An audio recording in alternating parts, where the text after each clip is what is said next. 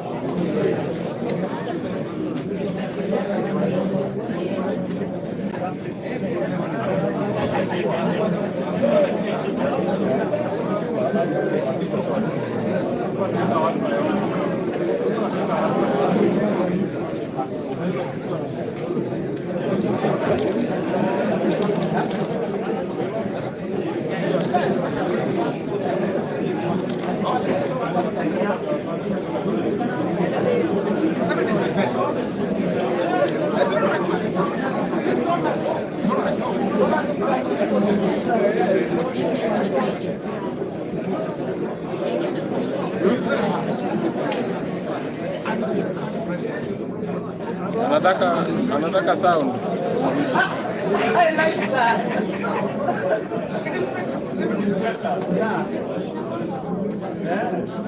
Because there's never be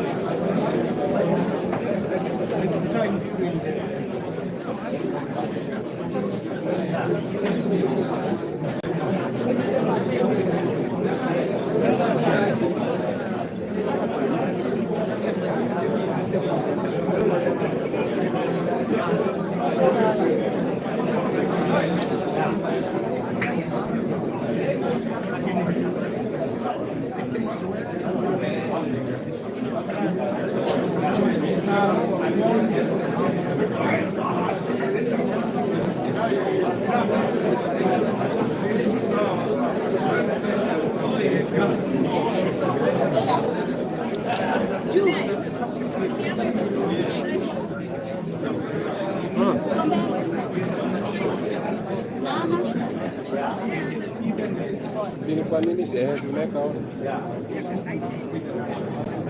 Hata mimi live siweki vizuri. Huyu mdoso.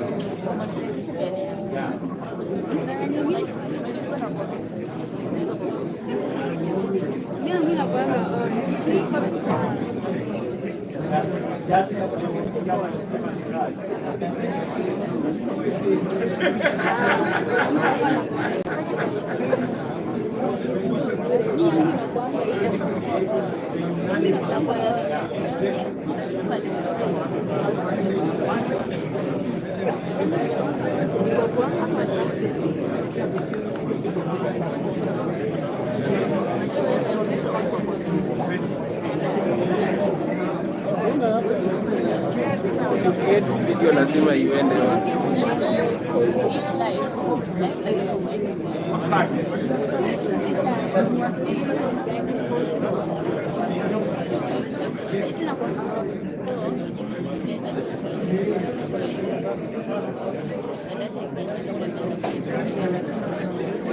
tu record kamera.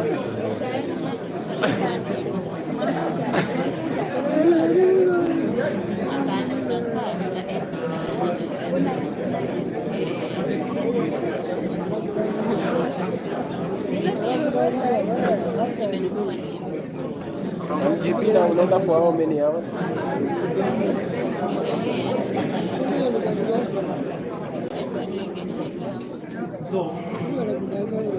Nunua 30 GB ya tao mbili.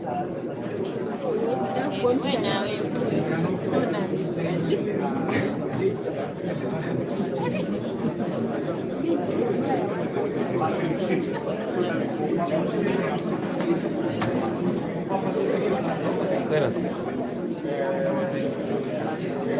Nunua 30 GB. Seras.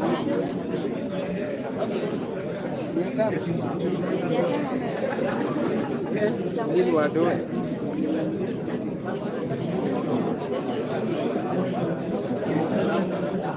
Nani?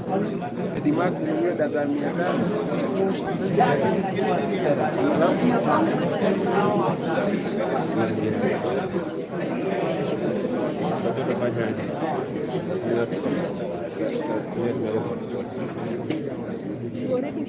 Iko sawa? Mungu yuko, sina chaja niko. Kuandika na kushare Mungu. Na uko na watu wengi sawa. So tufanye exercise. Simkadi yako sikutatoa. Mungu akupiga utatoa. Simkadi yako akupiga utatoa. Pigo, unapigwa sana utatoa.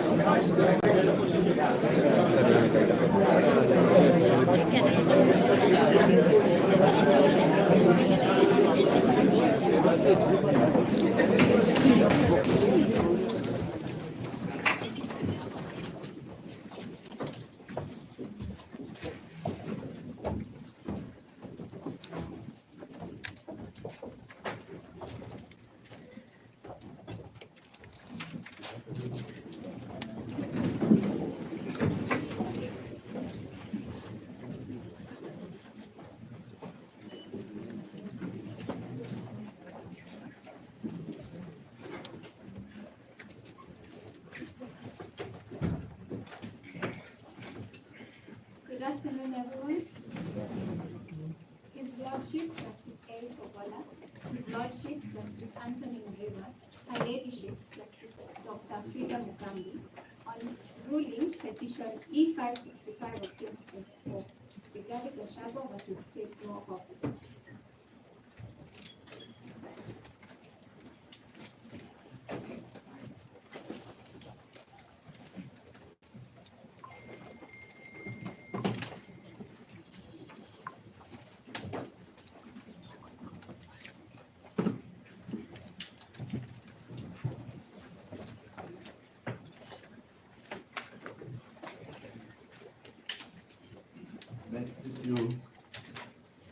May it please you, my Lord. My name is Shadrach Moses, the Solicitor General.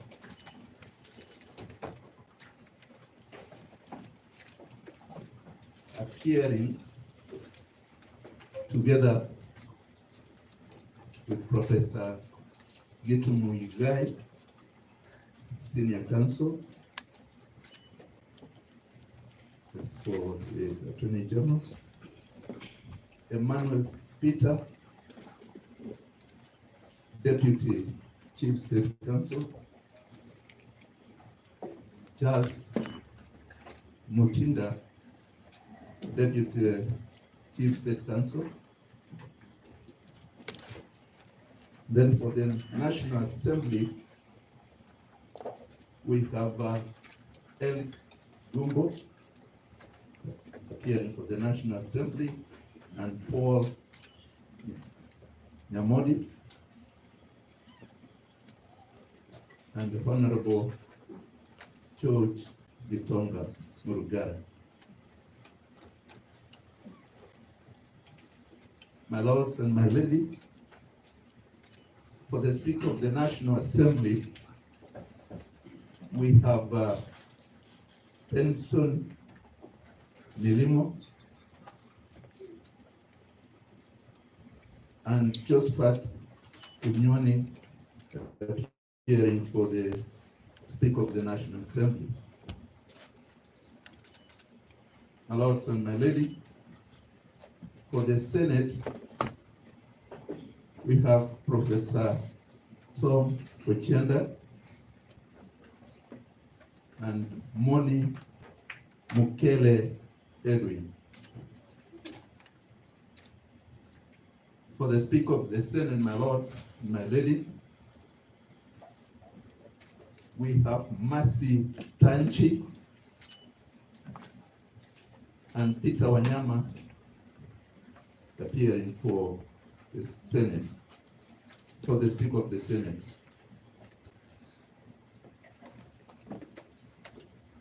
And for interested parties, my lord, we have Moses Kipkoge,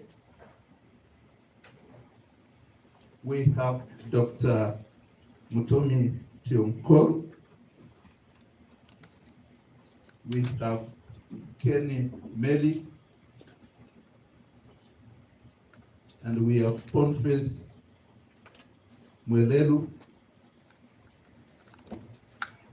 and Eric Muriuki appearing for Professor Kitule Kindiki.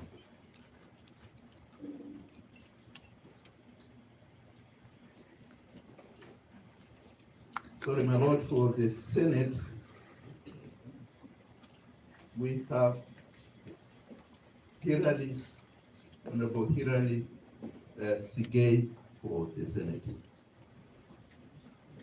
In addition to Dr. Tom Ochienda. Yes, that is an addition, my lord, to Professor Tom Ochienda. Hilary Sigay, Honorable Hirali Sigay, Senate. My Lord, I'm present.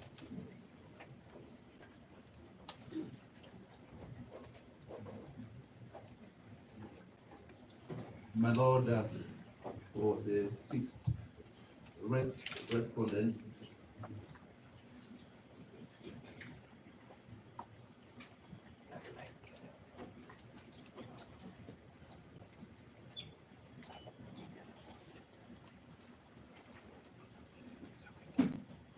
I'm much obliged, my lord. I leave it at start. Thank you.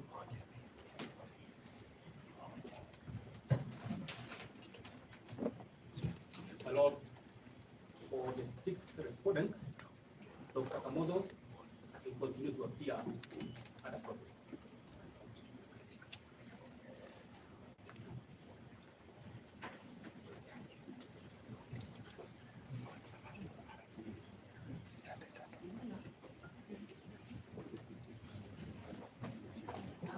Kimoto Telexia Wanjiru, Teres Kimoto and Company Advocate for the second petition.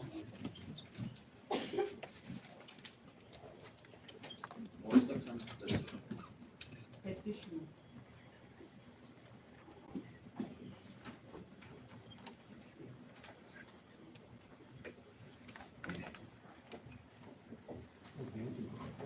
Okay.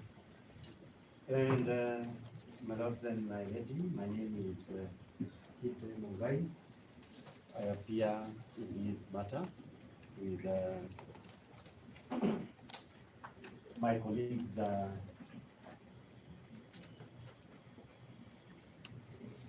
Mr. Muge for the Anglican Bible in petition number Kinyaga, Keruwe, I believe it's Keruwe, 5015 for the petition. Mr. Kibe, we consolidated and we came up with a new lineup of the party. So it may not be very appropriate to people referring to. I did take the notes, but I mean some of it. The person who took the notes is not here. That's okay. Yes. We'll supply, we'll supply. And I've not seen any order to indicate now that so that I can. We will supply it for the procedure. My lords and your leadership, before meeting, I appear with Mr. Soanya, George Sekimpa, and Tom Macharia for the Deputy President of the Republic of Kenya in the consolidated petition and in any other petition where he is a party. Thank you.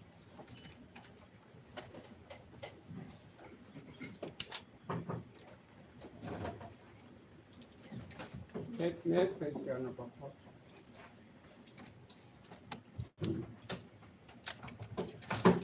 My name is Khalid.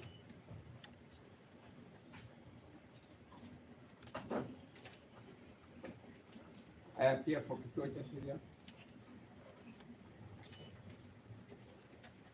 Appeal is requesting in E565/2024. With my land friend, Mr. Sean, I haven't seen which advocate. That is here. And then I also appear for myself. John.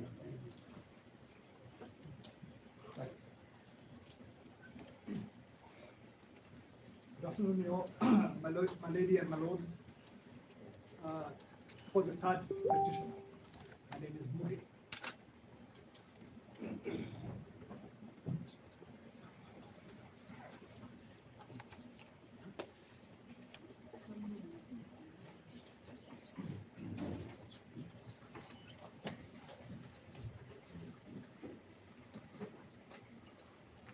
May it please you, my lady and my lords. My name is Nelson Harvey. I appear for the interested party, the Law Society of Kenya, together with my two colleagues, Hosea Manwa and Kevin Michuke. Hosea Manwa and Kevin Michuke. Let's go. The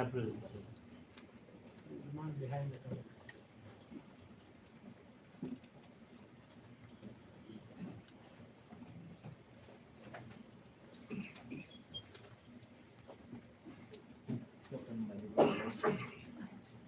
Maybe perhaps for guidance on which matters we are taking for a month, because this afternoon, and I believe my young friend Mr. Chibi will address it, we were served with a notice from the office of the deputy registrar indicating that there were several matters that were to be mentioned before you this morning, this afternoon. And last evening when we were breaking, we were to come for a ruling. Perhaps we need to have clarity that we do not have a mixture of things. We are dealing with the ruling, after in which the ruling is supposed to be delivered now. After that, we'll give the issues. The nature of the case, therefore, then it means there are some acts of voting on record for Quorum who did not participate or they are not parties in this particular proceedings. Like who? Yes, let's all have it.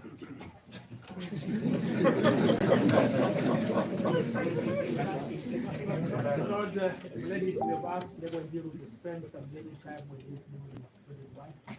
But doesn't deplete him. There's no harm in the eye appearing of the Is there any other concern before we read the ruling?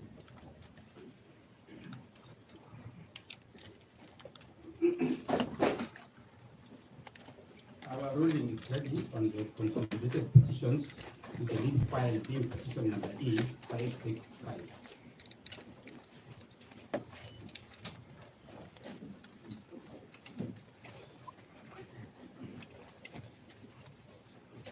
We have set out the structure of the ruling, but we begin from our analysis of the issues that we think are relevant for now.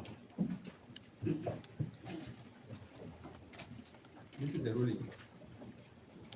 Having carefully considered the pleadings, submissions, and evidence of record, we consider the following issues arising for examination. One, what are the prevailing constitutional and statutory interpretation methods? Two, whether the Honorable the DCJ can assign judges pursuant to Article 165, Sub-Article 4 of the Constitution. Three, other related matters. On the first issue, the Constitution is a document sui generis. It is the norm which legally commands superiority and dominance over any other laws, and its interpretation, as of necessity, must be in a manner that all other laws bow to.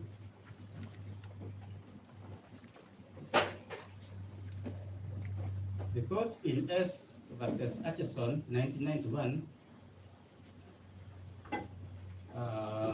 captured the centrality of the Constitution as follows. The Constitution of a nation is not simply a statute which mechanically defines the structure of government and the relationship between the government and the governed. It is a mirror reflecting the national soul, the identification of ideals and aspirations of a nation, the articulation of the values bonding its people and disciplining its government. The spirit and tenor of the Constitution must therefore preside and permeate the process of judicial interpretation and judicial discretion. In the matter before the court, the High Court has once again been called upon to address the issue as to whether the Honorable the Deputy Chief Justice of the Republic of Kenya, whom we refer to herein as the DCJ, can exercise the power of assigning and impaneling expanded benches of the High Court.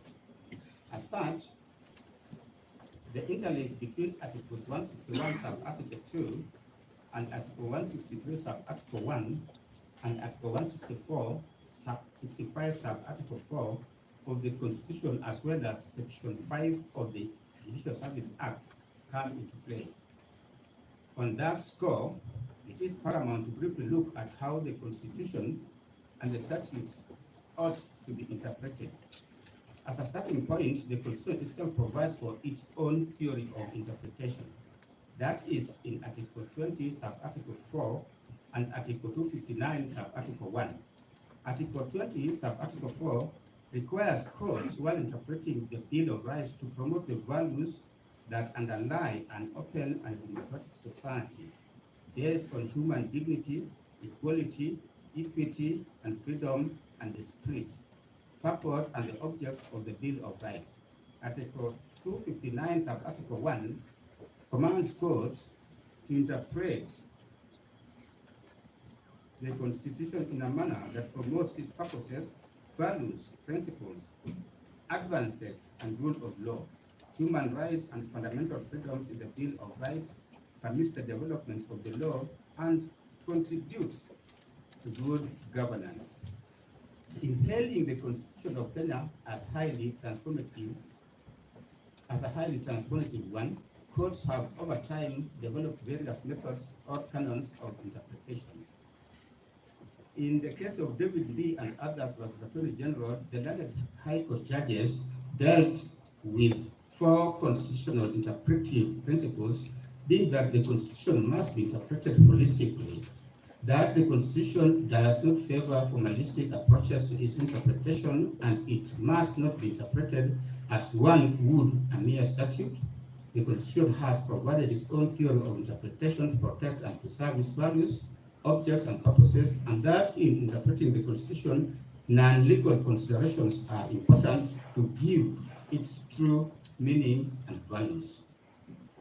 The Supreme Court, in the matter of the Kenya National Commission on Human Rights, Supreme Court advisory opinion reference which I've given at paragraph 26 answered the question as to what holistic interpretation of the Constitution means. The court stated as follows.